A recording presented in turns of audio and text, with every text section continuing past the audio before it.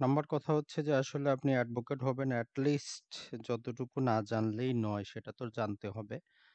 যদিও ৫১ টা অর্ডারের মধ্যে অনেক জিনিস আছে যেটা আপনার পড়ার প্রয়োজন নাই, অনেক রুলস আছে যেটা আপনার দরকার নাই। তো আমরা গত ক্লাসে যে জিনিসগুলা দেখেছি আজকে আমরা ১ থেকে ২০ এর মধ্যে সেখান থেকে কিছু রুলস আছে যেগুলো পড়লেই আপনাদের জন্য এমসিকিউর জন্য যথেষ্ট।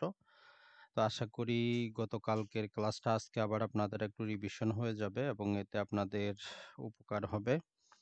তবে একটা কথা মনে রাখবেন, অর্ডারের ক্ষেত্রে আপনি যেইখান থেকেই পড়েন, অর্ডারের ক্ষেত্রে শুধু মনে রাখবেন যদি কোথাও কোনো জরিমানার কথা উল্লেখ থাকে, কোথাও কোনো সময়সীমার কথা উল্লেখ থাকে, কোথাও যদি কোনো স্পেশাল কোনো সংশোধনী যেটা পরবর্তী যেটাতে যুক্ত করা হয়েছে, যেমন ১ এর সাথে এ যুক্ত করা আছে, 1 এ, 2 এ, 3 এ এই অর্ডারগুলাই গুরুত্বপূর্ণ।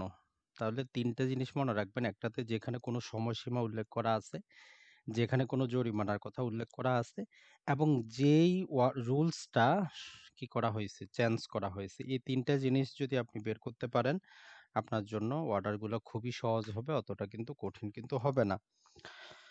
তো যাই হোক, এখানে আমরা যদি দেখি ১৫ এবং ১৬ গতবার যে বার কাউন্সিলে পরীক্ষা হয়েছে এখানে ২ টা প্রশ্ন কিন্তু আসছে যে ২ টাই হচ্ছে আমাদের অর্ডার থেকে। একটা হচ্ছে ১৫ নাম্বার এবং একটা হচ্ছে ১৬ নাম্বার। তো আমরা ১ম এই ২ টা একটু দেখি।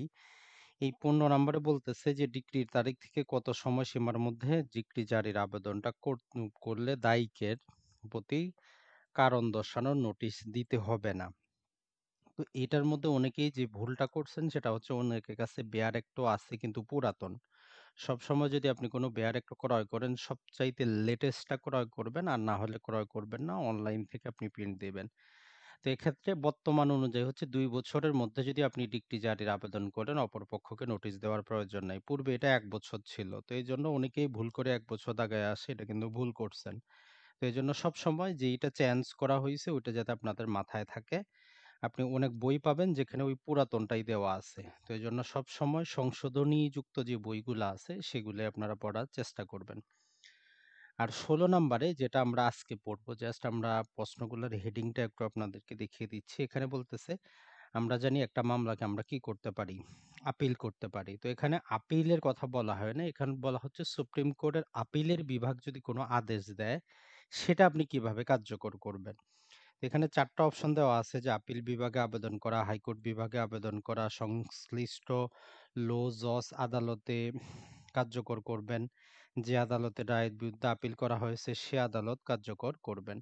তো এখানে ঘ নাম্বারটা কিন্তু হচ্ছে আমাদের অ্যান্সার। তো নরমালি আজকেও আমরা দেখব আমাদের আপিল বিভাগের যদি কোনো আদেশ নরমালি হাইকোর্ট বিভাগ থেকে যায়, তো আদেশটাকে আপনাকে ওই আপিল বিভাগের সার্টিফাইড কপি সহ হাইকোর্ট বিভাগে নিয়ে আসতে হবে। হাইকোর্ট বিভাগ সেটা দেখে তারা আবার কি করবে, যেই আদালত রায় দিয়েছিল নিম্ন আদালত তার কাছে প্রেরণ করে দিবে। তাহলে ৩ টা স্তর। আপিল বিভাগের রায় সরাসরি কার্যকর হয় না যদি স্পেশালি কোনো অর্ডার দেওয়া না থাকে। নরমাল নিয়ম হচ্ছে সেটা যে আদালত থেকে আপিলটা হইছিল অর্থাৎ হাইকোর্টে প্রেরণ করে আপনাকে সার্টিফাইড কপি সহ আবেদন করতে হবে। ওই হাইকোর্ট তখন কি করবে? সেই সার্টিফাইড কপিটা সহ তারা নিম্ন আদালতে পাঠায় দিবে। অর্থাৎ যেই আদালত সর্বপ্রথম স্বীকৃতি ছিল সেই আদালতই কি করবে? কার্যকর করবে।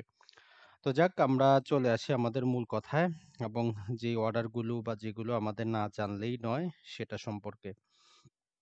তো আমরা আরো বারবার বলি আপনি অর্ডারটাকে অর্ডারের মতো করে না পড়ে আপনি জাস্ট নিজের জীবনের সাথে কল্পনা করেন যে আপনি একটা দেওয়ানি মামলা করবেন, কি, কি স্তর হইতে পারে?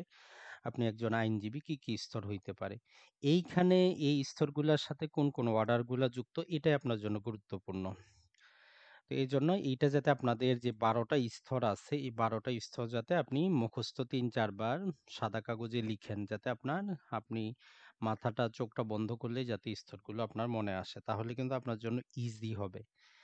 এক্ষেত্রে আমরা শুধু বইয়ের ভাষায় না গিয়ে যেহেতু আপনারা অনেকেই শর্টকাটে প্রস্তুতি নিতে চান, কিছু সময়সীমা আছে। এটা আপনার মুখস্থ রাখে দিতে হবে। এই ৪ টা করে। যেমন আমরা যদি সময়সীমার কথাগুলা বলি সেটা হচ্ছে আরজি দাখিলের ৫ দিনের মধ্যে। আপনি যদি একটা আরজি প্রপারলি দাখিল করতে পারেন ৫ দিনের মধ্যে সমন জারি হবে।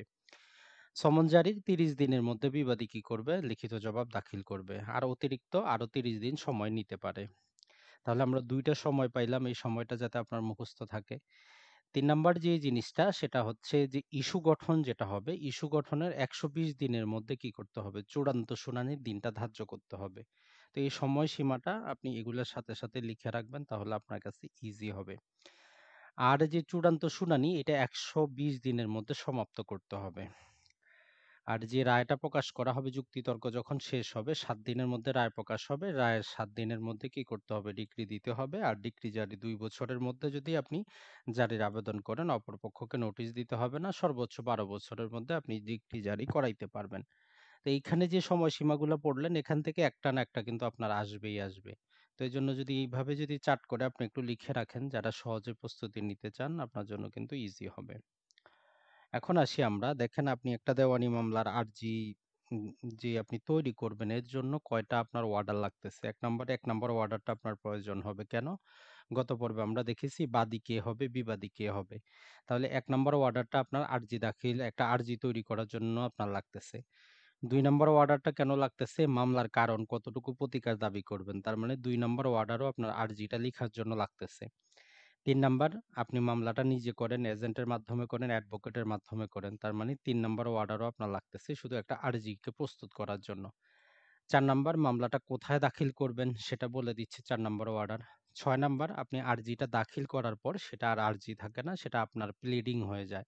এখন সেইখানে ভুলভ্রান্তি হইতে পারে সেটা কিভাবে সংশোধন করবেন এজন্য ৬ নাম্বার আপনার লাগতেছে।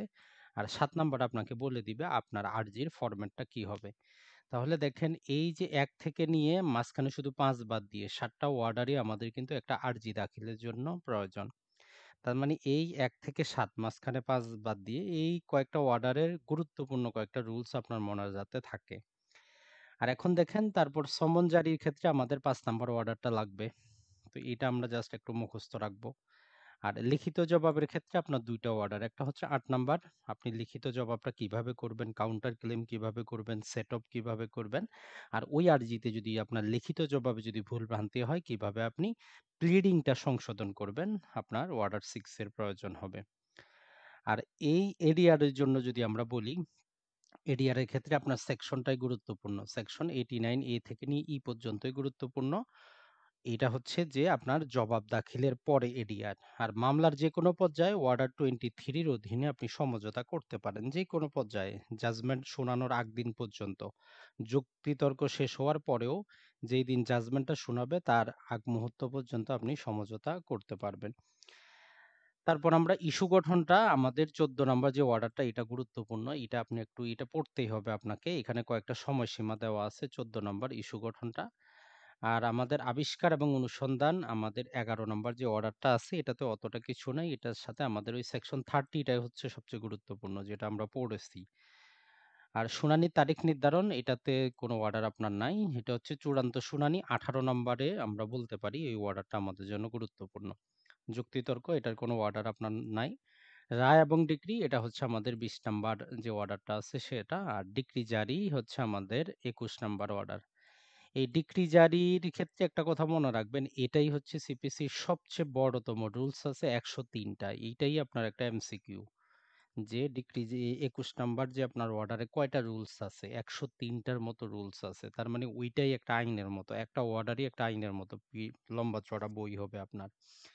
তাহলে এই কয়েকটা যে আমরা বললাম গতকালকে ক্লাস থেকে এগুলা যাতে আপনারা অবশ্যই একটু যত্ন সহকারে পড়েন। আর সেখানে কি, কি রুলস গুলা আপনার পড়তেই হবে সেটাও আমরা একটু বলে দেই।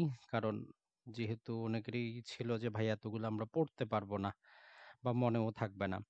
দেখেন অর্ডার 1 এর মধ্যে আপনি ৩ টা রুলস যাতে আপনি না ভুলেন। অন্যগুলা পড়েন বা না পড়েন তাতে কোনো কিছু যায় আসে না। অর্ডার আমাদের রুল হচ্ছে ৮। ৮ রুলের মধ্যে হচ্ছে প্রতিনিধিত্বের মামলা, রিপ্রেজেন্টেটিভ টাইপের স্যুট। এটা শুধু মনে রাখবেন। আর অর্ডার আমাদের রুলস ৯ এর মধ্যে হচ্ছে মিসজয়েন্ডার এবং নন জয়েন্ডার। এদের ফলাফলটা কি হবে? মিসজয়েন্ডার মানে হচ্ছে যিনি মামলার পক্ষ না তারপরেও আপনি অযথা তাকে নিয়ে আসছেন। আর নন জয়েন্ডার মানে যিনি পক্ষ ছিলেন কিন্তু তাকে আপনি জয়েন করেন নাই। তো বলতেছে মিসজয়েন্ডার হোক আর নন জয়েনার হোক ডিক্রিতে কোনো প্রভাব পড়বে না, প্রসিডিং এ কোনো প্রভাব পড়বে না। আর এই যে রুল 10 এটা মনে রাখবেন, সেটা হচ্ছে যে আপনি যদি কি করতে চান, কোনো নতুন বাদীকে যুক্ত করতে চান, বিবাদীকে যদি বাদ দিতে চান, মানে মিসজয়েন্ডারের ক্ষেত্রে আপনাকে যদি কেউ অবৈধভাবে মিসজয়েন্ডার করে দেয়, অর্থাৎ যেখানে আপনার কোনো লেনা নাই দেনা নাই, অযথা আপনাকে বিবাদী তৈরি করে দিল, তো আপনি আদালতে ওয়ার্ডার 1 রুল 10 এর অধীনে একটা দরখাস্ত দিবেন যে আমি হচ্ছে মিসজয়েন্ডার, আমার এই মামলায় কোনো স্বার্থ নাই, আমাকে যাতে এখান থেকে স্ট্রাইক আউট করে দেওয়া হয়। এই ৩টা রুল আপনি দাগায় রাখেন, এই ৩টাই যথেষ্ট। এর বাইরে এই ১ নাম্বার ওয়ার্ডার থেকে আর আসার মতো কিছু নাই, আর গুরুত্বপূর্ণ এই ৩টাই। তাহলে প্রতিনিধিত্বের মামলা আর মিসজয়েন্ডার এবং নন জয়েন্ডারের ফলাফল হচ্ছে মামলাকে প্রভাবিত করবে না, আর রুল 10 এ আপনি নতুন বাদী-বিবাদী কি করতে পারবেন? যুক্ত করতে পারবেন। ওয়ার্ডার 2 এ আপনার না পড়লেও চলবে, সেখানে এমসিকিউর আসার মতো কিছু নাই। আমরা চলে যাই ওয়ার্ডার 3 তে, রুল 4। এইখানে শুধু একটা কথা মনে রাখবেন, আপনি ওকালতনামা যতক্ষণ পর্যন্ত আপনি সাবমিট আপনার কাছে না আসতেছে, বা মানে যিনি আপনাকে মামলাটা দিল উনি এবং আপনি যতক্ষণ পর্যন্ত সিগনেচার না করতেছেন, আপনি মামলা পরিচালনা করতে পারবেন না। আর এক্ষেত্রে মনে রাখবেন যে এমসিকিউটা গুরুত্বপূর্ণ, সেটা হচ্ছে যে একটা মামলার রায় হয়ে গেছে, এখন ওই মামলা রিভিউ করার জন্য, রেস্টিটিউশন করার জন্য, করণিক ভুল সংশোধন করার জন্য আপনার ওকালতনামার প্রয়োজন হবে না, ওইটাকে ধরে নেওয়া হবে ওইটা ওই মামলারই কার্যক্রম। তাহলে আপনি যদি একবার কোনো ক্লায়েন্টের থেকে ওকালতনামা নেন, ওই মামলাটার রায় হয়ে যাওয়ার পরেও আপনার ওকালতনামা কার্যকর থাকবে কতক্ষণ পর্যন্ত? রিভিউ করা পর্যন্ত, রেস্টিটিউশন করা পর্যন্ত এবং করণিক ভুল সংশোধন করা পর্যন্ত। জাস্ট এইটা একটু মনে রাখবেন। অর্ডার 4 এর ক্ষেত্রে আপনি মনে রাখবেন শুধু এইটাই, যতজন বিবাদী থাকবে তত কপি ফটোকপি জমা করতে হবে আরজির। আর কিছু আপনার মনে না রাখলেও চলবে। যতজন বিবাদী হবে আপনার তত কপি যাতে আপনার সেখানে সাবমিট করেন, আর সাথে আদালতের ১ কপি। বিবাদী যদি ২ জন, টোটাল ৩ কপি, আদালতের ১ কপি, বিবাদীর ২ কপি। অর্ডার 5 এর মধ্যে আপনি একটা কথা মনে রাখবেন, সেটা হচ্ছে যে আমাদের রুল 1 এর মধ্যে দেওয়া আছে কোনটা, সেটা হচ্ছে যে ৫ দিন একটা সময়সীমা উল্লেখ করা আছে। আর রুল 2 এর মধ্যে হচ্ছে যে অবশ্যই সমনের সাথে কি হবে? সমনের সাথে আরজির কপিটা যুক্ত থাকতে হবে। আর আমাদের রুল হচ্ছে ১৫, ওই প্রাপ্তবয়স্ক ব্যক্তি। এখানে মনে রাখবেন পুরুষ যেই সদস্য এটা বাদ দেওয়া হইছে, সংশোধন করা হইছে। তো এজন্য অর্ডার 5 এর রুল 15 পড়ার সময় অ্যাডাল্ট মেল মেম্বার পূর্বে ছিল, যেটা আমরা সিপিসি তেও আছে জানি। কিন্তু এই যে সিআরপিসি তেও আছে অ্যাডাল্ট মেল মেম্বার, মানে হচ্ছে প্রাপ্তবয়স্ক পুরুষ সদস্যকে সমন দেওয়া যাবে।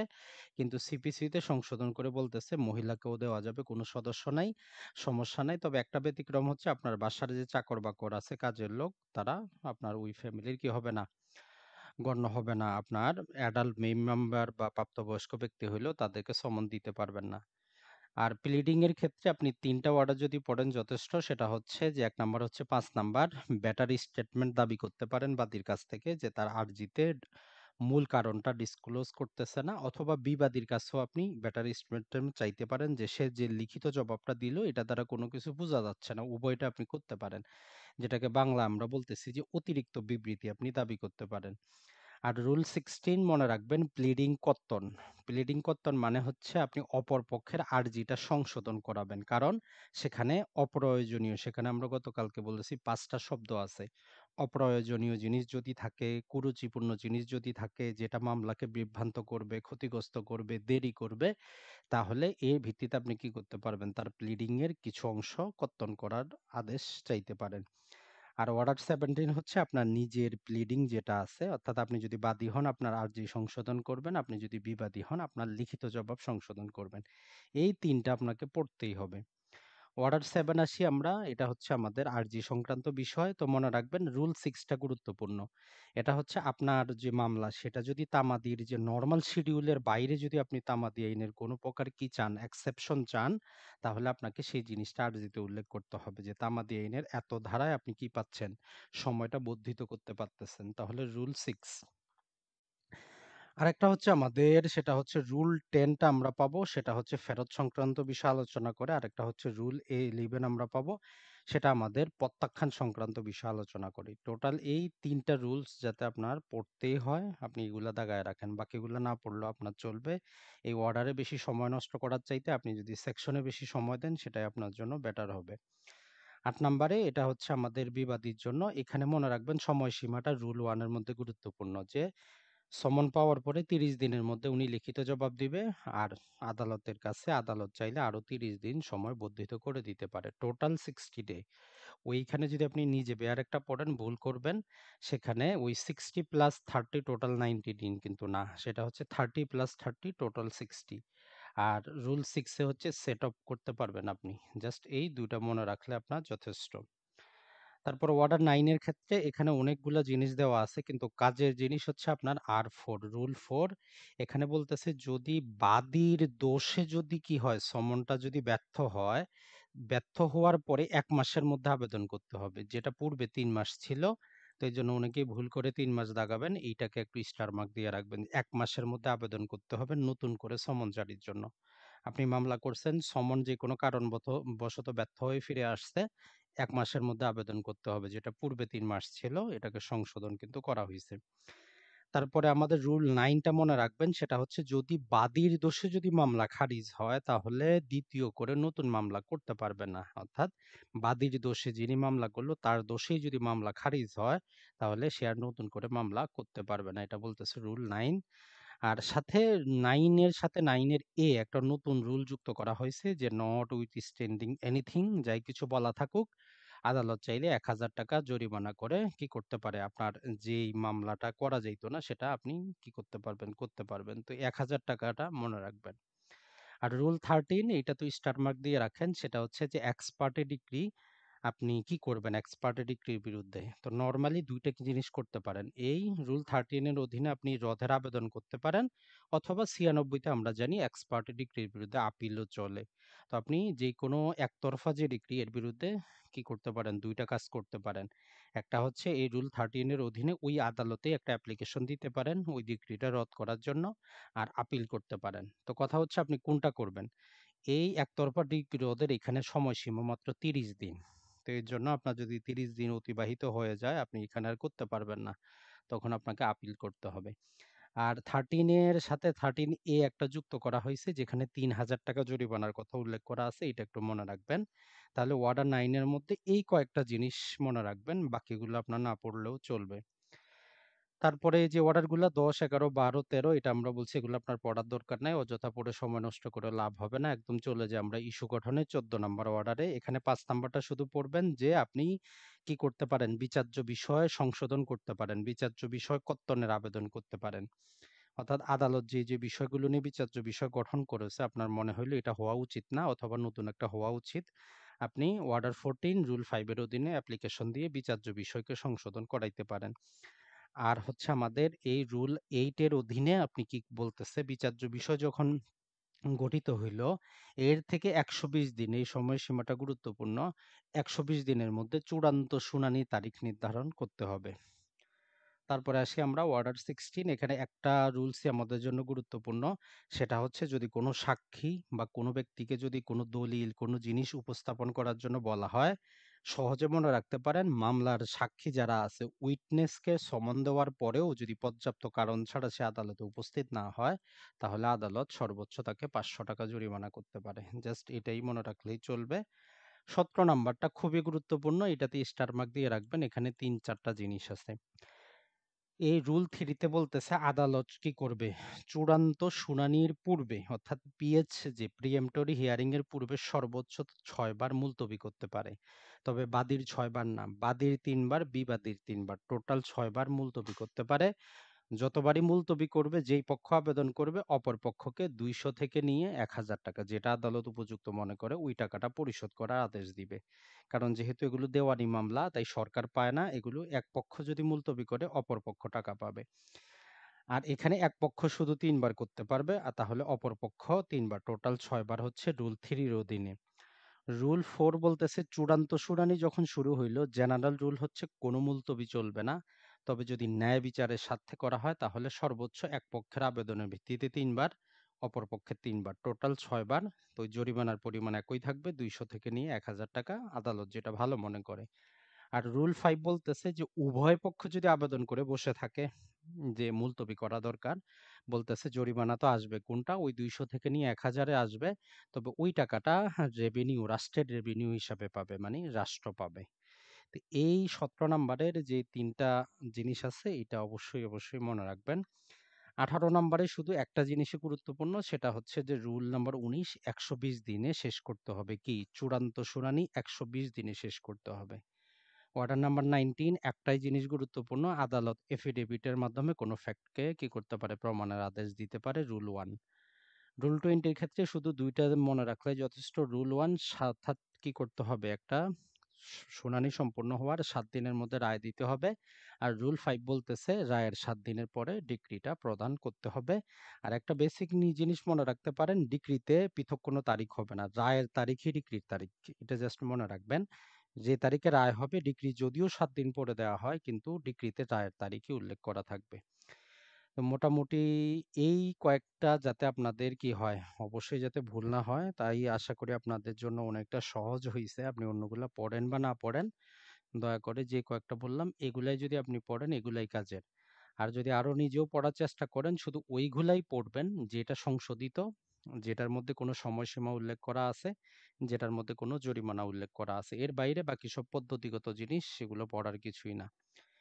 এখন আজকে আমরা শুরু করব আমাদের 21 থেকে নিয়ে প্রায় 51 পর্যন্ত। তবে সবগুলো আমরা পড়বো না, গুরুত্বপূর্ণ জিনিসগুলো আমরা পড়বো। প্রথমে আমরা 22 নাম্বার থেকে শুরু করব। কারণ 21 নাম্বারটা নিজেই একটা পৃথক ক্লাসের প্রয়োজন পড়ে। কারণ সেখানে 103টার মতো কি আছে? রুলস আছে। আশা করি আপনারা যদি এর আগে কখনো পড়েন, অবশ্যই আপনার জানার কথা। তো দেখেন, আমরা 22 নাম্বারে আপনি শুধু অর্ডারটা মনে রাখবেন যে ৩টা জিনিস উল্লেখ করা আছে 22 নাম্বারের মধ্যে। কি? যদি বাদী বা বিবাদী, মামলা চলমান, বাদী বা বিবাদী কেউ মারা গেল, ফলাফল কি হবে? বাদী বা বিবাদী কারো বিবাহ হয়ে গেল। তো এখানে আপনি বলতে পারেন বিবাহ হইলে কি প্রভাব পড়বে? আসলে যেহেতু আমরা জানি সিপিসিটা হচ্ছে একটা কনসলিডেট অ্যাক্ট, মানে হচ্ছে এই সিপিসির পূর্বে হিন্দু আইন ছিল, মুসলিম আইন ছিল, লোকাল আইন ছিল।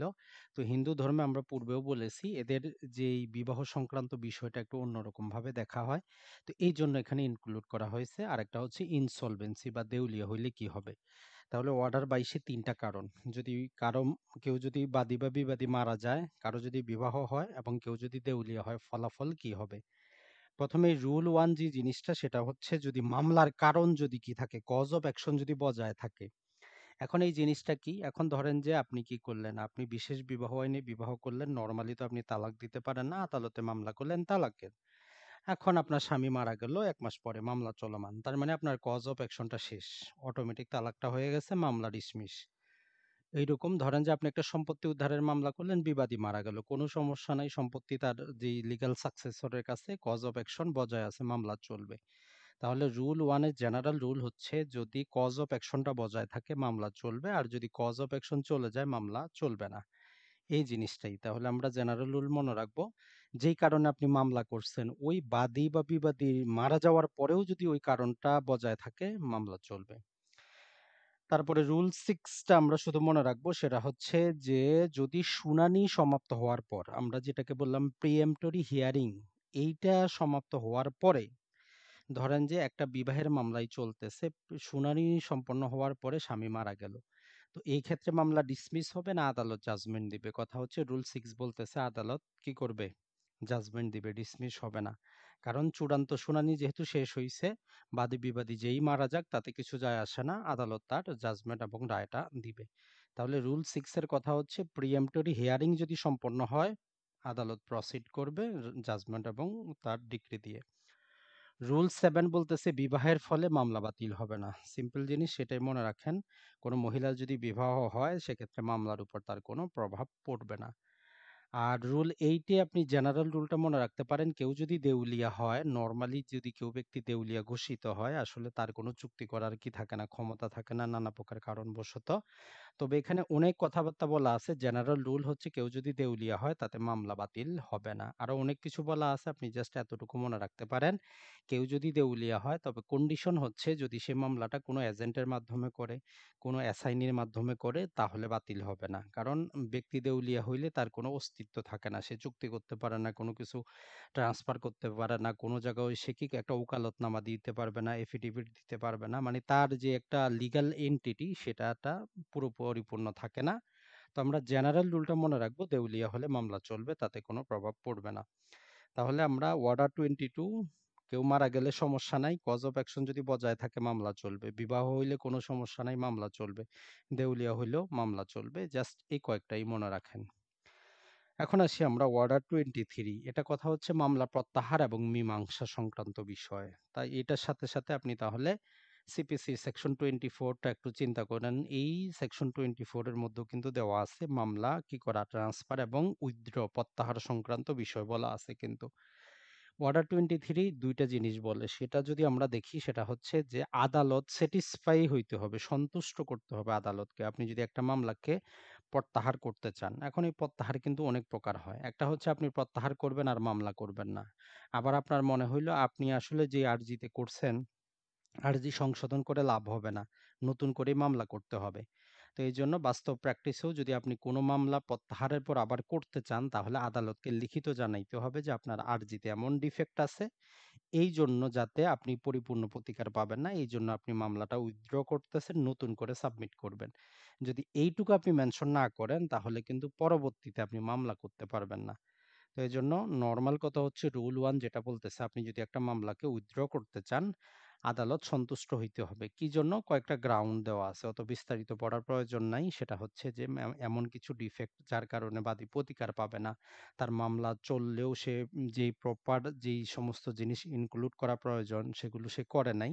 তো এই কারণে কি করতে পারে? রুল 1 বলতেছে আদালত তার মামলাটা উইথড্রর আদেশ দিতে পারে। তারপর যেটা সেটা হচ্ছে রুল 2 টা খুবই গুরুত্বপূর্ণ। সেটা হচ্ছে যে ধরেন আপনি কি করলেন, একটা মামলা ১ বছর পর্যন্ত সাবমিট করার পর ১ বছর পরে আপনার মনে হইলো মামলাটা আপনি তুলে ফেলবেন। এখন আপনি যদি মামলাটা তুলে ফেলেন, ১ বছর পরে আবার নতুন করে সাবমিট করতে হলে আপনার তামাদির যে সময়সীমা, এটা যাতে বজায় থাকে তবেই করতে পারবেন, না হলে কিন্তু করতে পারবেন না। আমরা ওই যে তামাদি আইনের ১৪ ধারা যদি আপনার মনে থাকে, সেখানে হচ্ছে যদি আপনি ভুল আদালতে মামলা করেন, বোনাফাইড যদি মিস্টেক হয়, তাহলে আদালত কারণটা উল্লেখ করে আপনাকে দিলে আপনি নতুন আদালতে মামলা করতে পারবেন। সেটা ভিন্ন কথা। সেখানে আদালত রিটার্ন করলো, আর এখানে আপনি উইথড্র করতেছেন নিজের ইচ্ছায়। তো এজন্য নতুন করে যখন মামলা সাবমিট করবেন, তখন তামাদি আইন প্রযোজ্য হবে। মানে যেদিন মামলাটা করবেন সেই দিন পর্যন্ত মামলাটা করার মতো তামাদি আইনে সময়সীমা থাকতে হবে, না হলে কিন্তু মামলা করতে পারবেন না। মানে ধরে নেওয়া হবে পূর্বে আপনি মামলা করেন নাই, নতুন করে করতেছেন, তামাদি হিসাব করা হবে। এখন আসি আমরা রুল 3 যে জিনিসটা বলতেছে যে আইনসঙ্গত চুক্তি এবং যদি আপোস সম্পূর্ণ হইতে পারে, আংশিক হইতে পারে, এটা মনে রাখবেন। তাহলে আপনার যদি একটা মামলার মধ্যে ৪ টা দাবি থাকে, আপনি ১ টা দাবি আপোস করতে পারেন, ২ টা করতে পারেন, চাইলে টোটালটাও করতে পারেন। যেমন আপনি সম্পত্তি কি করবেন? উদ্ধারের মামলা করলেন। তো সেক্ষেত্রে আপনি মিনস প্রফিট দাবি করলেন। তো অপর পক্ষের সাথে আপনার সমঝোতা হয়ে গেল যে সম্পত্তি দিয়ে এই সম্পত্তির বিষয়টা হোক, আর মিনস প্রফিটটা আমাদের দরকার নাই। তার মানে সেটা আপনি কি করলেন? মীমাংসা করে নিলেন। তা আপনি অ্যাপ্লিকেশন দিলে ওই ইস্যুটা সেখান থেকে আদালত কেটে দিবে। কারণ আপনাদের মধ্যে মীমাংসা হয়ে গেছে, ওই দাবিটা আপনার নাই। তো এখানে বলতেছে আইনসঙ্গত চুক্তিটা হইতে হবে, যে চুক্তিটা আপনারা করবেন, এবং আপোসটা সম্পূর্ণ জিনিসের হইতে পারে, আংশিক জিনিসেরও হইতে পারে। আদালত কি করবে? এটা করার পর আদালত ডিক্রি প্রদান করবে, একটা কনসেন্ট ডিক্রি দিবে। আর যখনই কনসেন্ট ডিক্রি দিবে তখন সেটা আপিলও করা যাবে না, সেটা রিভিশনও করা কিন্তু যাবে না। এটা মনে রাখবেন। তাহলে মামলা প্রত্যাহারের মধ্যে আমরা ৩ টা জিনিস জানলাম। আপনি আদালতকে সন্তুষ্ট করায় যেকোনো পর্যায়ে মামলাটা প্রত্যাহার করতে পারবেন। প্রত্যাহার করার পর যদি নতুন করে মামলা করতে চান, তাহলে অবশ্যই তামাদি আইনটা প্রযোজ্য হবে। আর এই প্রত্যাহারের কারণে আপনি যদি প্রত্যাহারটা গেল, আর মীমাংসার ক্ষেত্রে আপনি যদি আইনসঙ্গত কোনো চুক্তি করেন এবং যদি অপর ব্যক্তির সাথে আপনি কোনো সম্পূর্ণ বা আংশিক মীমাংসা করে নেন, আদালত কি করবে? আপনাদের উভয়ের বক্তব্য শুনে আপনাদের লিখিত সবকিছু নেওয়ার পর একটা কনসেন্ট ডিক্রি পাস করবে, যাকে আমরা আপোসনামা বলতেছি, যাকে আমরা বলতেছি যে সোলেনামা ডিক্রি, এই ডিক্রিটা পাস করে দিবে। আর রুল 4 টা মনে রাখবেন, ডিক্রি জারিতে কোনো কিছু প্রত্যাহার করা যাবে না, কোনো আপোস চলবে না, কোনো কিছু হবে না। এই ওয়ার্ডার 23 ডিক্রি জারিতে প্রযোজ্য না, এই জিনিসটা মনে রাখবেন। তাহলে আমরা এই বলতে পারি মামলা প্রত্যাহার বা মীমাংসা ডিক্রি জারিতে চলবে না। ডিক্রি জারিতে কোনো মীমাংসা চলবে না, কোনো প্রত্যাহার চলবে না, ওয়ার্ডার 23 এর কোনো রুল কার্যকর হবে না। এটাই মনে রাখবেন জাস্ট। এখন আসি আমরা রুল, আমাদের অর্ডার 24, এটা একটা জিনিসই মনে রাখবেন, সেটা হচ্ছে আদালতে টাকা পরিশোধের মাধ্যমে। আপনার যদি কোনো মানি স্যুট হয়, কোনো প্রকার জিনিস যদি হয়, সেটা হচ্ছে আপনি মামলার যেকোনো পর্যায়ে এট এনি স্টেজ আদালতে আপনি টাকাটা জমা করতে পারবেন অ্যাট এনি স্টেট। জমা করলে কি হবে? নরমাল পন্থা অপরপক্ষকে নোটিশ হবে, আদালত রেকর্ড করবে, টাকা দিয়ে দিবে। সম্পূর্ণ পরিশোধ করলে আদালত ফাইনাল ডিক্রি দিয়ে দিবে। তার মানে আমাদের অর্ডার 24 এ আমরা একটা জিনিস মনে রাখবো যে আপনার যদি মানি স্যুট হয়, কোনো প্রকার টাকা পয়সা বা ড্যামেজ সংক্রান্ত জিনিস হয়, মামলার যেকোনো পর্যায়ে আপনি আদালতে টাকাটা জমা করতে পারবেন। আর একটা জিনিস মনে রাখবেন, এইরকম একবার যদি টাকা জমা করে দেন, অপরপক্ষকে যদি নোটিশ দেওয়া হয়, তারপরে আর ওই মামলা যত বছরই চলুক আপনাকে আর অতিরিক্ত কোনো সুদ দিতে হবে না। মানে আপনার কাছে আমি ১,০০,০০০ টাকা পাই। এখন এই ১,০০,০০০ টাকা আপনি আদালতে জমা করে দিলেন, আমাকে নোটিশ দেওয়া হইলো, তো আমি যাচ্ছি না, এরকম করে অনেক দিন কাটে গেল। নরমালি টাকার মামলা আমরা জানি ইন্টারেস্ট দেওয়া হয়। আর এই ক্ষেত্রে হচ্ছে যদি আপনি একবার আদালতে সাবমিট করে দেন, অপরপক্ষকে যথাযথ নোটিশ প্রদান করেন, আর কোনো সুদ আসবে না সেই টাকার উপর। এখন আসি আমরা এই যে আমাদের অর্ডার 25 জামানত সংক্রান্ত বিষয় সেখানে আলোচনা করতেছে। তো এক্ষেত্রে রুল 1 টা যদি আমরা দেখি, সেটা আমরা বলতেছে যে বাদীকে মামলার খরচ জমা করানোর আদেশ দিতে পারে। কখন? ধরেন যে একটা এলিয়েন মানে হচ্ছে বিদেশি রাষ্ট্রের নাগরিক আসে বাংলাদেশে মামলা করে বসে আছে। এখন আপনি জানেন এই মামলাটা ভুয়া। এখন যদি আদালত আপনার পক্ষেও রায় দেয়, তার থেকে আপনি কোনো ক্ষতিপূরণই পাবেন না। কারণ বাংলাদেশে তার কোনো সম্পত্তিই নেই, প্রপার্টিই নেই, কোনো টাকা পয়সাই নেই, পর্যাপ্ত না। তাহলে এই 25 বলতেছে কি করতে পারবেন? আপনি ওই বাদীকেই, যিনি মামলাটা করলো, আপনি আদালতে অ্যাপ্লিকেশন দিতে পারেন যে, "স্যার, এই যে মামলাটা করলো এটা তো ভুয়া। এর কাছ থেকে আপনি কি করেন?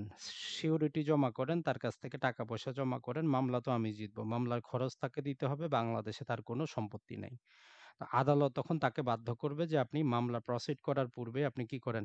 মামলার কস্টটা ও জমা করে রাখেন। কারণ যদি হেরে যায়, আপনার তো বাংলাদেশে কোনো সম্পত্তিই নেই। তাহলে আমরা এই যে অর্ডার 25 এ শুধু এটাই মনে রাখবো, আপনি যদি কোনো মামলা করেন, বাদী যদি হন, আপনি যদি দেশের বাইরের যদি বাদী হন, আপনাকে আদালত বাধ্য করতে পারে যে আপনি টাকা জমা করেন। এই জিনিসটা আমরা মনে রাখবো।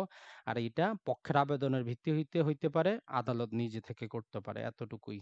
তাহলে আমাদের অর্ডার 25 যদি কোনো বিদেশি নাগরিক এসে বাংলাদেশে, যার বাংলাদেশে কিনা পর্যাপ্ত কোনো প্রকার সম্পত্তি নাই, সে যদি মামলা করে, সে যদি বাদী হয়, আদালত নিজে থেকে অথবা অপরপক্ষ আবেদন করে কি করতে পারে? তাকে কস্ট জমা করার জন্য বাধ্য করাইতে পারে। আর আমাদের অর্ডার 26 এটার সাথে আপনি এই যে 75 এ যে ৪ প্রকার কারণ উল্লেখ করা আছে, ওইটা একদম যাতে আপনার মুখস্থ থাকে যে কি জন্য আদালত কমিশনটা ইস্যু করতেছে। এক্সামিনেশন এনি উইটনেস, যেকোনো সাক্ষীকে কি করার জন্য? এক্সামিন করার জন্য। তার মানে ৭৫ নম্বর সেকশনটা এটার সাথে গুরুত্বপূর্ণ। এখানে জাস্ট অত কিছু বলা নাই। জাস্ট একটু বিস্তারিত বলা আছে। ওইজন্য ৭৫ টা যদি আপনি ভালো করে পড়তে পারেন, আপনার জন্য কিন্তু যথেষ্ট। তারপরেও আমরা যদি দেখি যে রুল 1 বলতেছে মামলার যেকোনো পর্যায়ে। তার মানে আজকে মামলা করলেন, এখন কালকেও আপনি চাইলে আদালতে অ্যাপ্লিকেশন দিতে পারেন মামলাটা কি করার জন্য? মামলার যেকোনো একজন সাক্ষীকে তার জবানবন্দি গ্রহণ করার জন্য। আর রুল 2 বলতেছে যে আপনি শুধু না, আদালত চাইলে নিজের থেকে, যদি আদালতের মনে হয় কোনো সাক্ষীকে এক্সামিন করা প্রয়োজন, আদালত কমিশন ইস্যু করাইতে পারে। তাহলে রুল 1 এবং রুল 2 আমরা পাচ্ছি কি সেকশন 75 এর ১ম অংশের জন্য, যে এক্সামিনেশন এনি উইটনেস। তো এই ২ টা আমরা মনে রাখবো। আর আমাদের রুল 5 বলতেছে দেশের বাইরের ক্ষেত্রে, আমাদের সেকশন 77 যেটা বলতেছে দেশের বাইরে আমরা কমিশন বলবো না, ভদ্র ভাষায় আমরা বলবো লেটার অফ রিকোয়েস্ট পাঠাবো আমরা, যে ওই দেশের আদালতকে রিকোয়েস্ট করব এই ব্যক্তিকে এক্সামিন করে তার যাবতীয় জবানবন্দি বাংলাদেশে প্রেরণ করার জন্য। তার মানে একদম কপি পেস্ট সেকশন 77। রুল 9 সেটা হচ্ছে আমাদের লোকাল ইনকোয়ারি, 75 সেকশনে আমরা দেখেছি ওই জিনিসটাই বলা হচ্ছে স্থানীয় তদন্ত। কেন স্থানীয় তদন্ত? নানা প্রকার যদি আপনার বিরোধ ঘটে, যে আসলে যে একটা জিনিস নিয়ে বিরোধ চলতেছে, আপনি একটা অস্থাবর সম্পত্তির দাম বেশি হবে না কম হবে, একটা জিনিস পচে যাবে, যাবে কি আসলে যাবে না, নানা প্রকার ভাবে পরিদর্শন করার জন্য কমিশন ইস্যু করাইতে পারেন। আর আমাদের রুল 11 বলতেছে হিসাবপত্র বা অ্যাকাউন্টেন্ট সংক্রান্ত বিষয়, আর রুল 13 বলতেছে বাটোয়ারা। তো এগুলা যদি আপনি নাও পড়েন, আমার হিসাবে তাতে কিছু যায় আসে না। যদি ৭৫ এর ৪ টা জিনিস আপনার মুখস্থ থাকে, আপনার কমিশনের যেই ২৬ নাম্বারটা না পড়লেও আপনার সমস্যা নাই। জাস্ট এতটুকু মনে রাখবেন, এট এনি স্টেজ, মানে মামলার যেকোনো পর্যায়ে আদালত এগুলা করতে পারে। এর পাশাপাশি ২৭ এর একটা নতুন অর্ডার যুক্ত করা আছে। এটার মধ্যে শুধু একটা জিনিস আপনার মনে রাখার বিষয়, বাকিগুলো মনে না রাখলেও চলবে। সেটা হচ্ছে যখনই আদালতের কাছে কি আসবে? এমন কোনো একটা মামলা আসবে যেটাতে কোনো প্রকার সাংবিধানিক আইন জড়িত। আইনের ব্যাখ্যার প্রয়োজন, মূল আইনের ব্যাখ্যার প্রয়োজন বলতেছে আদালত কি করবে? অ্যাটর্নি জেনারেলকে নোটিশ দিবে। জাস্ট এই শব্দটাই প্রয়োজন আপনার, আর কিছু না। তার মানে যখনই কোনো বিষয় সাংবিধানিক অথবা সাবস্ট্যান্টিভ ল এর কোনো প্রশ্ন আসবে, আদালত কি করবে? সর্বপ্রথম অ্যাটর্নি জেনারেলকে নোটিশ করবে যে আপনি কি বলতে চান। কারণ রাষ্ট্রের প্রধান আইন কর্মকর্তা হচ্ছে অ্যাটর্নি জেনারেল। তো এর জন্য সংবিধানের ৬৪ নম্বর অনুচ্ছেদটা একটু ভালো করে পড়বেন যে কে অ্যাটর্নি জেনারেল হইতে পারে, বয়স কত, বেতন কত, সেটা একটু পড়ে নিলে আপনার জন্য ইজি হবে আরো। তারপরে আসি আমরা ৩২ নাম্বারটা, সেটা হচ্ছে নাবালক অথবা পাগলের বিরুদ্ধে মামলা এবং তারা কর্তৃক মামলা। আমরা তামাদি আইনে জানি নাবালক মামলা করতে পারে না, সে যতদিন সাবালক না হচ্ছে। তবে ওয়াডা 32 বলতেছে নাবালক মামলা করতে পারবে। কার মাধ্যমে? তার নেক্সট ফ্রেন্ড এর মাধ্যমে। তার মানে কোনো নাবালকের কোনো স্বার্থ যদি ক্ষুণ্ণ হয়, তার যদি নিকটবর্তী কোনো ব্যক্তি থাকে, সে মামলা করতে পারবে। তাহলে নাবালক মামলা করতে পারবে নেক্সট ফ্রেন্ড এর মাধ্যমে। নাবালকের বিরুদ্ধেও আপনি মামলা করতে পারবেন।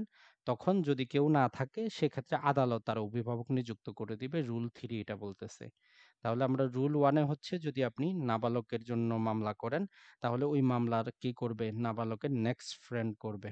আর যদি নাবালকের বিপক্ষে মামলা করেন, তার জন্য আদালত নিজে থেকে অভিভাবক নিযুক্ত করে দিবে। জাস্ট এই ২ টা। আর রুল 15 বলে পাগলের মামলা সংক্রান্ত বিষয়।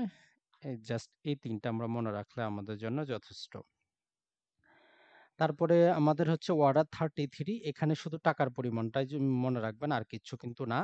এখানে ২ টা জিনিস বলা আছে। যদি নির্ধারিত কোর্ট ফি দিতে অক্ষম, আদালত আমরা জানি একটা দেওয়ানি মামলা করতে আপনার ৪৬,০০০ টাকা পর্যন্ত সর্বোচ্চ কোর্ট ফি দিতে হচ্ছে। টাকার মামলায় মোটামুটি প্রায় আপনার ৫৭,৫০০ টাকা হয়। এখন যদি নির্ধারিত কোর্ট ফি দিতে আপনি অক্ষম হন, দ্বিতীয় বলতেছে আপনার নিত্য ব্যবহার্য যে বস্ত্রাদি ব্যতীত যদি সর্বোচ্চ ৫,০০০ টাকা, এইটাই গুরুত্বপূর্ণ। যদি সর্বোচ্চ ৫,০০০ টাকা পর্যন্ত সম্পত্তি থাকে, অর্থাৎ ৫,০০০ এর বেশি যদি না থাকে, আপনি হচ্ছেন কিনা একজন প্রপার বা আপনি একজন হচ্ছে নিঃসম্বল ব্যক্তি। তাহলে আপনি কি করতে পারবেন? তামাদি আইনে আপনি যদি পড়েন সেকশন 3 এর মধ্যে ১ম উদাহরণেই বলা আছে যে আপনাকে কি করতে হবে? আপনি সর্বপ্রথম আদালতে অ্যাপ্লিকেশন দিতে হবে।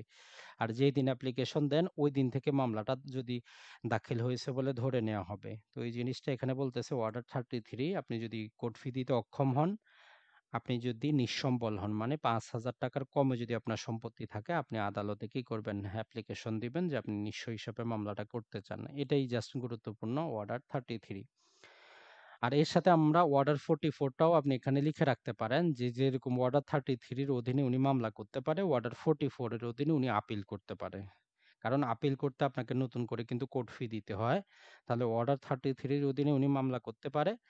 অর্ডার 44 এর অধীনে উনি আপিল করতে পারে একজন নিঃস্ব হিসাবে। তাকে কোর্ট ফি দেওয়ার প্রয়োজন নাই।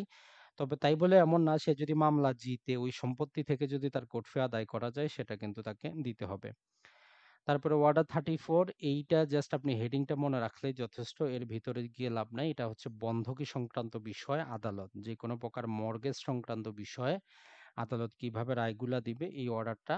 তো এখানে অনেক জিনিস আছে, এগুলো পড়ে সময় নষ্ট করে আপনার লাভ নাই। শুধু হেডিংটা যদি পড়ে রাখেন তাতেই আপনার জন্য যথেষ্ট। আর ওয়ার্ডার 35, এখানে পড়ার কিছু নেই, নতুন কোনো নিয়ম কিছুই দেওয়া নাই। শুধু সেকশন 88 টা মনে রাখবেন। নিঃস্ব ব্যক্তির মানে ইন্টার প্লিডার সুট। মানে হচ্ছে একজন ব্যক্তি তার কাছে যে টাকা পয়সা আছে, যে ঋণ আছে, যে একটা স্থাবর বা অস্থাবর সম্পত্তি আছে, সে সেটা প্রকৃত মালিককে দিতে চায়। এখন ওই মালিকানা দাবি করতেছে ২ জন বা ২ এর অধিক ব্যক্তিজন। এখন উনি কার কাছে দিবে? তো এইজন্য উনি আদালতে কি করতে পারে? ইন্টারপ্লিডের স্যুট দাখিল করতে পারে যে আদালত ঠিক করে দিক কাকে উনি টাকা পয়সাটা দিবেন। উনি শুধু চান কি উনার মামলার খরচ, আর কোনো তার দাবি নেই। তো এই জিনিসটাই ওয়ার্ডার 35 এবং আমাদের সেকশন 88, এটা মনে রাখলে আপনার জন্য যথেষ্ট। ওয়ার্ডার 36 এও কিচ্ছু আপনার দেখার দরকার নাই। জাস্ট সেকশন 90 লিখে রাখেন। সেখানে পড়া হচ্ছে ফ্রেন্ডলি স্যুট বা স্পেশাল স্যুট। মানে হচ্ছে এমন একটা বিষয় নিয়ে যেটা প্রচলিত কোনো আইন নাই, প্রচলিত সুনির্দিষ্ট কোনো আইন নাই, কিন্তু আপনি একটা বিরোধকে মেটানোর জন্য উভয় পক্ষ লিখিতভাবে একটা চুক্তি করলেন, আদালতে সাবমিট করলেন যে এটার উপর আপনি একটা মতামত দিয়ে দেন, আপনি কি বলতে চান। তো এটাই হচ্ছে আমাদের একটা ফ্রেন্ডলি স্যুট, যেটা ওয়ার্ডার 36 সেকশন 90। এখন আসি আমরা ওয়ার্ডার আমাদের 38। এই ওয়ার্ডার 38টা আপনি চাইলে এটা বিস্তারিত পড়তে পারেন, প্রতিটা সেকশন যদি আপনার গুরুত্বপূর্ণ মনে হয়। তবে এইটার হেডিংটা গুরুত্বপূর্ণ। আপনি এই যে 94 এ আমরা জানি 94 এর মধ্যে আমাদের কিছু জিনিস আছে। তার মানে ওয়ার্ডার 38 পড়ার আগে আপনি 94টা আবার পড়বেন, যে রায়ের আগে কিভাবে সম্পত্তি কোক করা যায়, এবং আপনি চাইলে একজন ব্যক্তিকে গ্রেফতারও কিভাবে করতে পারেন সেটা 94 এ কিন্তু বলা আছে। সেটা একদম ভালো করে স্মরণ রাখবেন। পাশাপাশি 95, এই দুইটা সেকশনের সাথে 38 কিন্তু গুরুত্বপূর্ণ। তাহলে এখানে বলতেছে রায়ের আগেই আপনি আসামিকে কি করতে পারবেন, তার সম্পত্তি কোক করাইতে পারবেন, তাকে গ্রেফতার করাইতে পারবেন, সে যদি আদালতে উপস্থিত না হয়। এতটুকুই যথেষ্ট। পাশাপাশি 94টা পড়লেই চলবে। এখন আসি আমাদের জন্য গুরুত্বপূর্ণ যেটা, এটার প্রতিটা লাইন আপনি পড়তে পারেন। অর্ডার 39 এটা আপনি স্টার মার্ক দিয়ে রাখেন, এটাতে চুরি করার কিছু নাই, এটা আপনাকে পড়তে হবে। একদম স্টার মার্ক দিয়ে রাখেন, কারণ এটাই দেওয়ানি মামলা। আপনি যেটাই করেন ইনজাংশন আপনাকে চাইতেই হয়। তো দেখেন এখানে টোটাল আমাদের 39 নাম্বার অর্ডারটার মধ্যে টোটাল আমাদের এখানে মোটামুটি যেই 1 থেকে 5 পর্যন্ত ইনজাংশন নিয়ে আলোচনা করে, আর 6 থেকে 10 পর্যন্ত আমাদের ইন্টারলোকুটরি অর্ডার অর্থাৎ অন্তর্বর্তীকালীন আদেশ নিয়ে আলোচনা করে। এই দুইটাই পৃথক করে মনে রাখবেন। প্রথমে 1 থেকে 5 ইনজাংশন। এখন ইনজাংশনটা আদালত কেন দিবে? 1 নাম্বার কথা হচ্ছে বিবাদমান যে সম্পত্তি সেটা যদি ধ্বংস করার অথবা ক্ষতি করার অথবা হস্তান্তর করার অথবা অবৈধভাবে ডিক্রি জারি করে যদি সেই সম্পত্তিটার মধ্যে কি করা হয়, হস্তান্তর করা হয়, মানে বিবাদমান সম্পত্তিটা যদি ধ্বংস হয়ে যাবে, ক্ষতিগ্রস্ত হবে, কেউ হস্তান্তর করে দিবে, অথবা অবৈধভাবে ডিক্রি জারির ফলে ক্ষতিগ্রস্ত হবে, তাহলে এই কারণগুলো যদি আপনি আদালতে যে কোনো একটা দেখাইতে পারেন, আদালত সেখানে ইনজাংশনটা গ্রান্ট করবে। তারপরে বলতেছে যদি অপরপক্ষ কি করে সেই সম্পত্তিটা অপসারণ করতে চায় এবং হস্তান্তরের ইচ্ছা পোষণ করে অথবা হুমকি দেয় যে আপনি মামলা করেন, যাই করেন, আমি সম্পত্তি কি করব, হস্তান্তর করে দিব। তো এই দুইটা কারণ বলা আছে সেখানে, আপনি এগুলার যদি হয় তাহলে আপনি ইনজাংশনের আবেদন করতে পারেন। আর আমাদের সেকশন, আমাদের ওয়ার্ডার যে 39 এর রুল আমাদের 1 এর মধ্যে সাবরুল 2 যে জিনিসটা বলতেছে সেটা হচ্ছে চুক্তি ভঙ্গ সম্পর্কিত। চুক্তি অভিরাম যে চুক্তিগুলা ভঙ্গ হয়, এগুলাকে ভঙ্গ রোধ করার জন্য আদালত ইনজাংশন দিতে পারে। তাহলে অর্ডার 39 এ আমরা দুইটা কারণে ইনজাংশন দেখতে পারতেছি। প্রথমে দেখলাম আমরা একটা সম্পত্তি ধ্বংস, ক্ষতিগ্রস্ত, হস্তান্তর অথবা অবৈধ ডিক্রি জারি, অথবা সেখানে ছিল অপসারণ এবং হস্তান্তরের ইচ্ছা পোষণ করলে। আর একটা হচ্ছে চুক্তি সম্পর্কিত বিষয়, সেটা যদি চুক্তি ভঙ্গের যদি সেখানে সম্ভাবনা দেখা দেয়, আদালত ইনজাংশন দিতে পারে। এখন আমরা যে জিনিসটা মনে রাখবো সেটা হচ্ছে আমাদের, যে যদি এই আদালত ইনজাংশন তো দিল, এখন সেটা কেউ মানতেছে না, তাহলে কি হবে? তো বলতেছে ওই ব্যক্তির সম্পত্তি কোক করা হবে। ওই সম্পত্তি না, বিবাদমান সম্পত্তি কিন্তু না, এখানে অনেকেই ভুল করেন। আদালত যে সম্পত্তি কোক করবে সেটা ওই যে ভঙ্গ করতেছে তার অন্য প্রপার্টিকে কি করবে, কোক করবে, এবং আদালত তাকে চাইলে সর্বোচ্চ 6 মাস দেওয়ানি কারাগারে আটক রাখতে পারবে। কয়দিন? সর্বোচ্চ 6 মাস। এই দুইটা জিনিস আমরা মনে রাখবো, সম্পত্তি কোক অথবা সর্বোচ্চ 6 মাস। তবে এখানে আরো যে পরবর্তী সাবরুল গুলা বলতেছে, কোক যে আমরা করব এগুলো 1 বছরের বেশি রাখা যাবে না, কোক করে অ্যাটাচ করে 1 বছরের বেশি রাখা যাবে না। যদি 1 বছর পরেও ওই ব্যক্তি নিষেধাজ্ঞা অমান্য করে, তাহলে এই অ্যাটাচকৃত সম্পত্তি বিক্রি করে দেওয়া হবে। বিক্রি করে যার ক্ষতিটা হইল তাকে ক্ষতিপূরণ দেওয়া হবে, টাকা পয়সা কিছু বাকি থাকলে একে ফেরত দেওয়া হবে। তাহলে তিনটা জিনিস মনে রাখবো, সম্পত্তি কোক করা যাবে এবং তাকে 6 মাস দেওয়ানি কারাগারে আটক রাখা যাবে, আর কোককৃত সম্পত্তি 1 বছরের বেশি কোক করা যাবে না। এখন 1 বছরের পরেও যদি সে চুক্তিটা যে নিষেধাজ্ঞা অমান্য করে, তখন হচ্ছে যে তার ওই সম্পত্তিটা বিক্রি করে দিতে পারবে আদালত এবং অপর পক্ষকে ক্ষতিপূরণ দিবে। তো এই যে 1 থেকে 5 এটা আপনি চাইলে প্রতিটাই পড়তে পারেন। আর নিষেধাজ্ঞা কতদিন থাকবে? আদালতের পরবর্তী আদেশ পর্যন্ত অথবা ওই মামলা চলমান যতদিন চলবে ততদিন পর্যন্ত নিষেধাজ্ঞাটা কার্যকর থাকবে। এখানে আরো নিয়ম যেটা বলা আছে যে নরমালি কি করবে না, আদালত অপর পক্ষকে নোটিশ দেওয়া ছাড়া কোনো প্রকার নিষেধাজ্ঞা কি করবে না, গ্রান্ট করবে না। তবে 3টা কারণ বর্ণনা করা আছে, যে এই 3টা যদি হয় তাহলে আদালত অপরপক্ষকে নোটিশ দেওয়া ছাড়াই ইনজাংশন গ্রহণ করতে পারে। তবে বাস্তবে আমাদের যে ইনজাংশন গ্রহণ করা হয় একতরফাভাবে, এটাকে আমরা যেটা বলতেছি ইন্টেরাম ইনজাংশন বা স্ট্যাটাস কো বলে। তো সেটা হচ্ছে আজকে আপনি মামলা করলেন, এখনই আপনি মামলা করলেন, অপরপক্ষ তো সমন পাইলে আসবে। কিন্তু মামলা করার পরে আপনি আদালতকে যদি সন্তুষ্ট করাইতে পারেন যে আজকে আমার ইনজাংশন দরকার, না হলে সে কালকের মধ্যে সম্পত্তিটা কি করবে, ধ্বংস করবে, হস্তান্তর করে দিবে।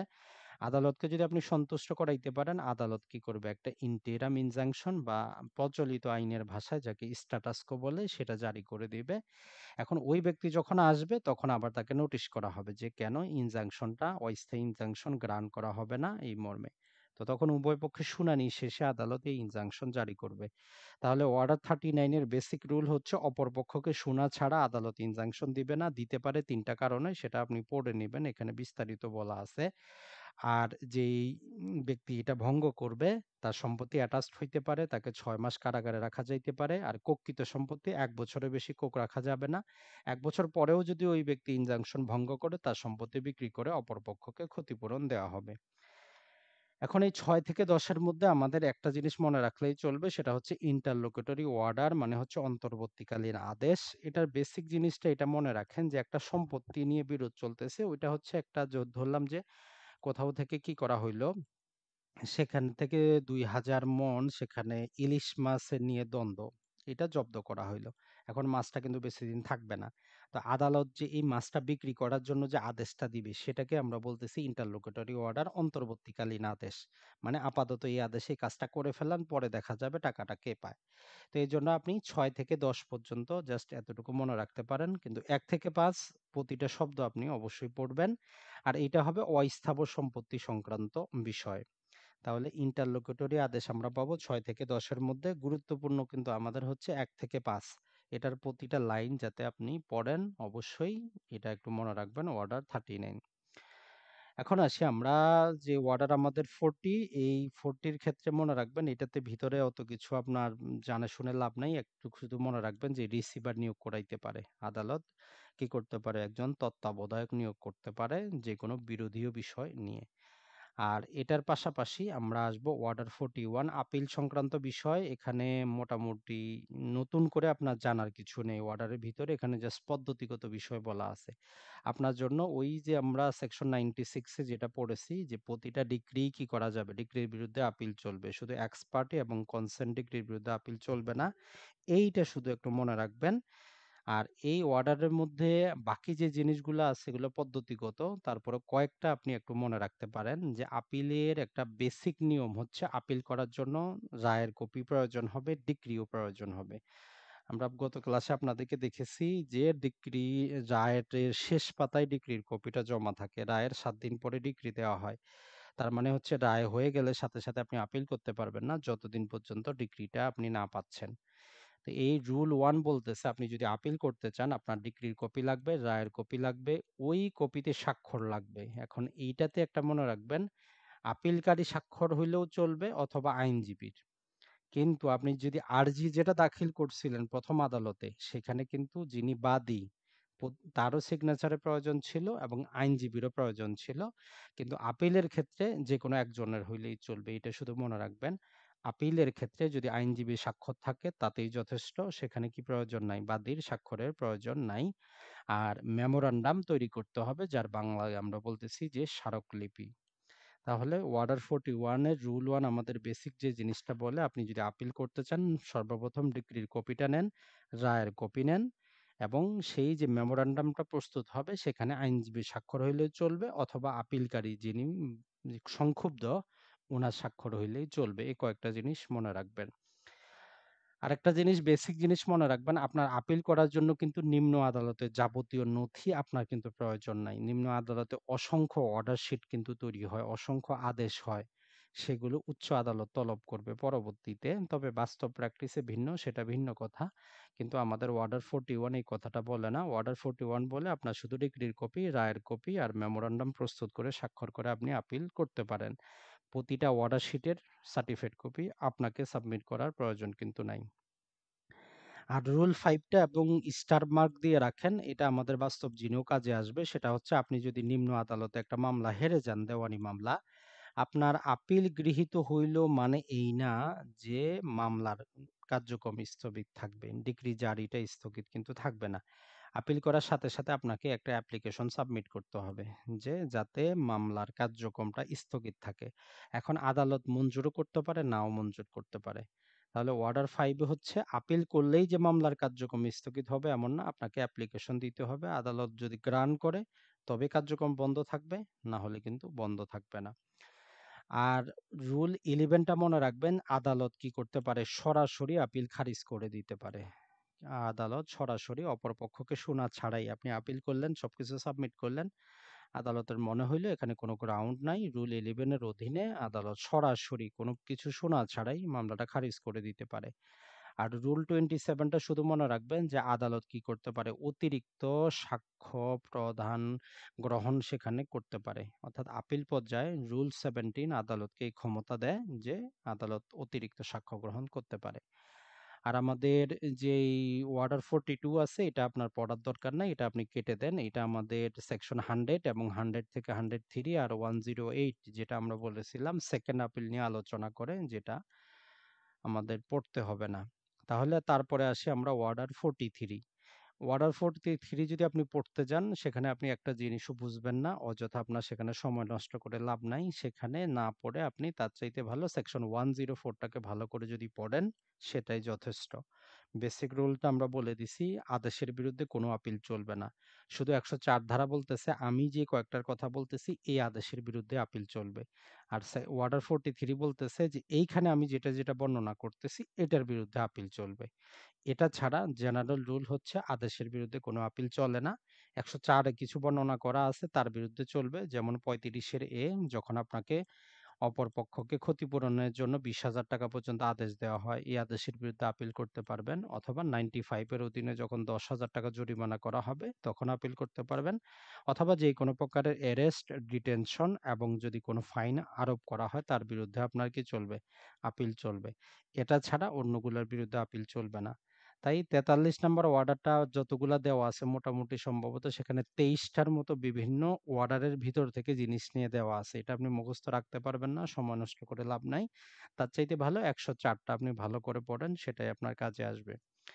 এখন আসি আমরা অর্ডার 44, এটা পড়ার কিছু নেই। আমরা যেটা বললাম 33 এর অধীনে নিঃস্ব ব্যক্তি মামলা করতে পারত। আর 44 এর অধীনে সে আপিল করতে পারবে একটা দরখাস্ত দিয়ে যে আমার কাছে কোর্ট ফি দেওয়ার মতো টাকা পয়সা নাই, আমার আপিলটা যাতে শোনা হয়। এখন আসি আমরা অর্ডার 45।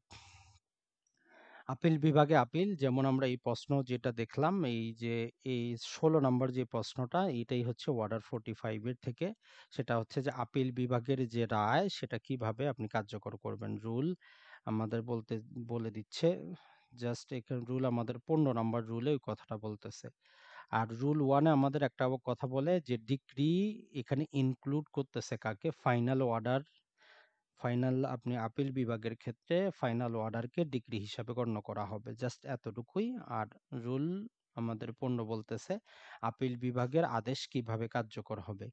তো আপিল বিভাগে আপনি যে আদেশটা দিল বা ডিক্রিটা দিল সেই ডিক্রিটার আপনি সার্টিফাইড কপি নিবেন, যে আদালত থেকে আসছে, নর্মালি হাইকোর্ট থেকে আসে অথবা অন্য কোনো মামলার সর্বোচ্চ আপিলের জুরিসডিকশন, যেমন ল্যান্ড সার্ভে ট্রাইব্যুনাল হইলে ল্যান্ড সার্ভে আপিলের ট্রাইব্যুনাল। তো আপিলের ট্রাইব্যুনাল থেকে আপনি গেলেন যে আপিলের ডিভিশনে, তো তাহলে আপনার এটা যদি কার্যকর করাইতে চান এর সার্টিফাইড কপি আপিলের ট্রাইব্যুনালে দিবেন, আপিলের ট্রাইব্যুনাল ল্যান্ড সার্ভে ট্রাইব্যুনালকে দিবে, তারপরে সেটা কার্যকর হবে। তো ওই জিনিসটা এখানে বলছে ওই ডিক্রির কপিটা আপনি কি করবেন, যেই আদালত থেকে আপিলটা হইছে ওই আদালতে আসবে। ওই আদালতে আসার পর আদালত কি করবে, সর্বপ্রথম যে আদালত ডিক্রিটা দিছিল তার কাছে প্রেরণ করে দিবে। তবে যদি সুপ্রিম কোর্ট যদি ভিন্ন কোনো কিছু ইন্ডিকেট করে তাহলে সেটা ভিন্ন কথা। নরমালি রুল আমাদের 15 এই কথাটাই বলে। আর এখানে আমাদের অর্ডার 46, এখানে সময় নষ্ট করে লাভ নাই, পড়ার কিছুই নেই। আপনি 113টা শুধু মনে রাখবেন যে 113তে রেফারেন্স আছে, অর্ডার 46 এর রেফারেন্স আছে। আমরা বলছি রেফারেন্স হয় ওই বিষয় যেটাতে আইনগত বিষয় নিয়ে বিরোধ, যেটা নিয়ে চলমান কোন আদালতের নজির নাই, এই জাস্ট এতটুকুই। অর্ডার 47 এইটাতে আপনি অর্ডারের ভিতরে যে জিনিসটা আছে আর এই 114 তে হুবহু কপি পেস্ট করা আছে। তো ওইজন্য ওইখানে সময় নষ্ট না করে আপনি 114 তে যেই ৩ টা কারণ আছে, মানে হচ্ছে যেই ডিক্রির বিরুদ্ধে বা যে আদেশের বিরুদ্ধে আপনি আপিল চলে, সেখানে আপনি রিভিউ করতে পারবেন। তবে আপিল করলে রিভিউ করতে পারবেন না। আরেকটা হচ্ছে যেইখানে আপিল চলে না সেইখানে রিভিউ করতে পারবেন। আরেকটা ছিল স্মল কজেস কোর্ট। এই কয়েকটা কারণ শুধু মনে রাখবেন। আর ওয়ার্ডার নাম্বার হচ্ছে আমাদের 49, এটা জাস্ট হাইকোর্ট ডিভিশন নিয়ে আলোচনা করে এতটুকুই। আর order number 50 small causes court নিয়ে আলোচনা করে। তো মোটামুটি এইটাই আপনার জন্য। এর চাইতে বেশি যদি আপনি পড়তে যান, আপনি 10 দিন পড়লেও কিন্তু শেষ করতে পারবেন না। আর আমাদের একটা অর্ডার বাদ গেছে, সেটা জাস্ট একটু দেখে নেই, অর্ডার 21, যেটা নিজেই কিন্তু একটা ক্লাসের জন্য রাখে, কারণ 103টার মতো সেখানে অর্ডার আছে, আপনি কোনটা বাদ দিবেন? আপনাকে কিন্তু প্রতিটাই পড়তে হবে। তো যাই হোক, অর্ডার 21 থেকে আপনি একদম না পড়ার চাইতে কিছু পড়া ভালো। সেটা হচ্ছে রুল 1, অর্ডার 21 রুল 1 হচ্ছে টাকার মামলার ক্ষেত্রে ডিক্রি জারি সংক্রান্ত বিষয় বলতেছে যে টাকা যে পরিশোধ করা হবে এটা কিভাবে পরিশোধ করা যাবে, বা যে কোনো প্রকার ড্যামেজ বা ক্ষতিপূরণ সংক্রান্ত বিষয় বলতেছে যে আদালত ডিক্রি জারির জন্য যিনি দায়িত্বপ্রাপ্ত সেই আদালতে আপনি টাকাটা দিবেন, একটা পদ্ধতি হবে। অথবা আদালতের বাইরে আপনি সরাসরি যিনি ডিগ্রি হোল্ডার তার কাছে দিয়ে দিবেন, অথবা আদালত যদি অন্য কোনোভাবে আদেশ দেয়। এই ৩টা জিনিস মনে রাখতে পারেন, তাহলে ওয়ার্ডার 21 রুল 1 টাকা পরিশোধের পদ্ধতি। এখন সবচেয়ে গুরুত্বপূর্ণ আর যেটা খুবই, যারা এই বিচারক অলরেডি যারা বিচারক আছেন তাদেরও কিন্তু পরীক্ষা দিতে হয় মান্থলি 6 মাসে প্রমোশনের জন্য, রুল 2টা খুবই গুরুত্বপূর্ণ। সেটা হচ্ছে যে একটা টাকার মামলায় যদি আপনি ওই ডিগ্রি হোল্ডারকে আদালতের বাইরে যদি টাকা পয়সা পরিশোধ করে দেন, তার পদ্ধতিটা কি হবে? তো রুল 2 বলতেছে আপনি যদি এরকম কোনো ব্যক্তিকে আদালতের বাইরে যদি সেটেলমেন্ট করে ফেলান, তো সেক্ষেত্রে যিনি ডিগ্রি হোল্ডার তার দায়িত্ব হচ্ছে আদালতকে ইনফর্ম করবে যে আমার ডিগ্রিকৃত টাকা আমি পাইছি। আদালত তখন সেটা তার রেকর্ডে ইনক্লুড করবে। এখন কথা হচ্ছে যদি ওই ব্যক্তি না করে, তো বলতেছে যিনি টাকাটা দিলেন উনি চাইলে আদালতকে ইনফর্ম করতে পারেন যে ডিক্রির টাকা আমি আউট অফ কোর্ট তার হাতে পেমেন্ট করে দিয়েছি। তো তখন আদালত ওই ব্যক্তিকে একটা সমন করবে যে আপনি আসলে কি টাকা পাইছেন কিনা, আপনি এসে আপনার মতামত দেন।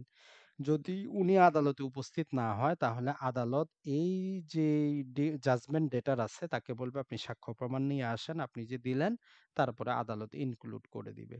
তো এই জন্য রুল 2টা একটু বেশি গুরুত্বপূর্ণ, এটা একটু মনে রাখবেন যে যদি আপনি আউট অফ কোর্ট যদি সেটেলমেন্ট করে যদি ডিক্রিটা করেন, তাহলে যিনি ডিক্রি হোল্ডার ওনার দায়িত্ব আদালতকে ইনফর্ম করা। আর যদি উনি না করে, যিনি জাজমেন্ট ডেটার আছেন উনি আদালতকে জানাইতে পারবেন। আর রুল নাম্বার হচ্ছে 22, সেটা হচ্ছে 2 বছরের মধ্যে যদি আপনি আবেদন করেন তাহলে অপর পক্ষকে নোটিশ করার প্রয়োজন নাই, কিন্তু 2 বছরের বেশি হইলে অবশ্যই অপর পক্ষকে আপনাকে কি করতে হবে? নোটিশ করতে হবে। রুল নাম্বার 35, এটা হচ্ছে আপনার স্থাবর সম্পত্তির দখল উদ্ধার সংক্রান্ত যে ডিক্রিটা প্রদান করবে সে সংক্রান্ত বিষয় আলোচনা করে, এতটুকু মনে রাখতে পারেন। রুল নাম্বার 82, সেটা হচ্ছে স্থাবর সম্পত্তির বিক্রির আদেশ আদালত দিয়ে দিতে পারে। রুল নাম্বার 82 এর অধীনে আদালত ডিক্রি জারি পর্যায়ে কি করতে পারে? স্থাবর সম্পত্তি বিক্রির সেলের পারমিশনটা দিতে পারে। আর রুল নাম্বার 98, এখানে একটা 30 দিনের সময়সীমা দেওয়া আছে। যদি আপনি, যেটা আমরা অলরেডি পড়েছি, সেকশন নাম্বার 74 এ কিন্তু আমরা পড়েছি, যদি আপনাদের মনে আসে, আপনি যদি অযথা ডিক্রি জারিতে বাধা সৃষ্টি করেন আপনাকে 30 দিনের সিভিল কারাগারে রাখা যাবে। ওই জিনিসটা রুল নাম্বার 98 এর ক্ষেত্রেও রিপিট করা আছে যে 30 দিন আপনাকে কি করা যাবে, যদি আপনি বাধা প্রদান করেন সেখানে যদি আপনার কোনো স্বার্থ না থাকে তাহলে 30 দিন আপনাকে সিভিল কারাগারে রাখা যাবে। তো সবগুলা না পড়ার চাইতে আপনি এটলিস্ট এই কয়েকটা যদি পড়েন, আশা করি আপনার কাজে আসবে। তো সবাইকে অসংখ্য ধন্যবাদ এই